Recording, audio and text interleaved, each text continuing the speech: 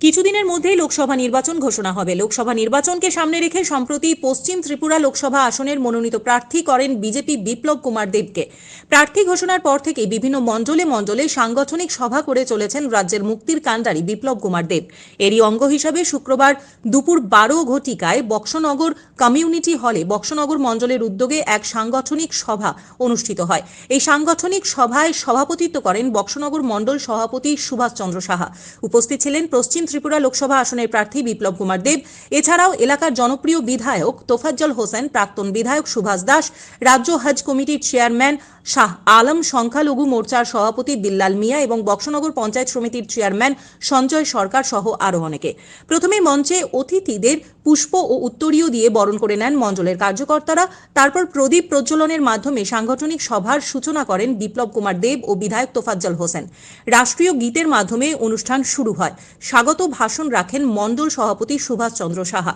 বিধায়ক তোফাজ্জল হোসেন বক্তব্য রাখতে গিয়ে রাজ্য এবং কেন্দ্রীয় সরকারের বিভিন্ন উন্নয়নমুখী প্রকল্পের বিশদভাবে আলোচনা করেন।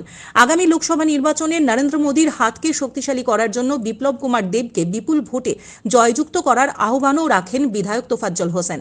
তারপর মত বিনিময়ের মাধ্যমে আলোচনা রাখেন বিপ্লব কুমার দেব।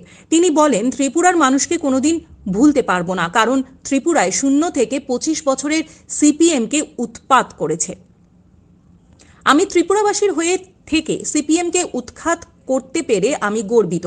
তাই প্রয়োজনের তাগিদে যেখানেই থাকি ত্রিপুরার মানুষকে ভুলতে পারবো না। বিজেপি সরকার রাজ্যে প্রতিষ্ঠিত হওয়ার পর ত্রিপুরাকে সারা ভারত চিনতে পেরেছে। আগে ত্রিপুরা বলতে কেউ জানতো না, চিনত না। নরেন্দ্র মোদীর হাতকে শক্তিশালী করার লক্ষ্যে বিপ্লব দেব নিজেকে আশীর্বাদ করার জন্য আহ্বানও রাখেন। তিনি বলেন, দেশ ও সমাজের উন্নয়নের স্বার্থে নরেন্দ্র মোদী সমস্ত জনমুখী প্রকল্পগুলি মানুষের সম্মুখে তুলে ধরে মনোযোগের সহিত কাজ করতে হবে। তখন এক ভারত শ্রেষ্ঠ ভারতে পরিণত হবে এবং এক ত্রিপুরা শ্রেষ্ঠ ত্রিপুরায় পরিণত হবে। আসার আগেই বহু চেষ্টা করেছে, জায়গা জমি সবকিছু শেষ করেছে। বহু মানুষ ওকে নির্বাচনের দ্বার করে বৈঠক প্রলোভন দেখিয়েছে। অন্তত নরেন্দ্র মোদীর নেতৃত্বে ইতিহাস তৈরি করে আপনারা বিধানসভায় পাঠিয়েছেন। তার জন্য আপনাদের আমি অনেক ধন্যবাদ জানাই যে রেকর্ড সংখ্যক ভোট দেখে ত্রিপুরার মধ্যে এত বড় ডিফারেন্স রেখে কেউ বক্সনগরের মধ্যে যায় না। আমাকে যখন অমিত ভাইয়ের সঙ্গে বিধায়কের সঙ্গে দেখা করেছি, তা আমাকে বলে वो कैसे संभव हुआ, हमें वो कैसे संभव हुआ, वो आप जैसे करते हम भी ऐसे ही करते हैं, वो तपस्या भी ऐसा ही। तो অমিত ভাই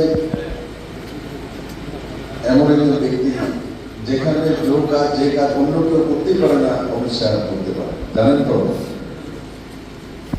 যে কাজ কোনো কেউ লোক করতে পারে না, অমিত শাহ সে কাজ করতে পারে।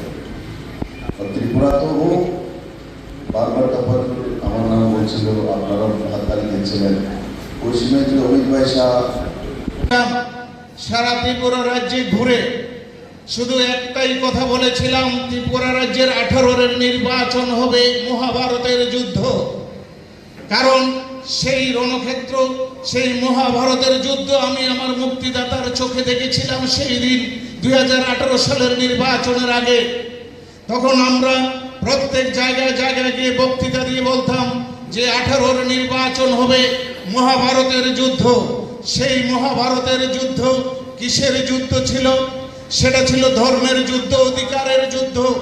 সেই যুদ্ধে যোদ্ধার কে ছিলেন?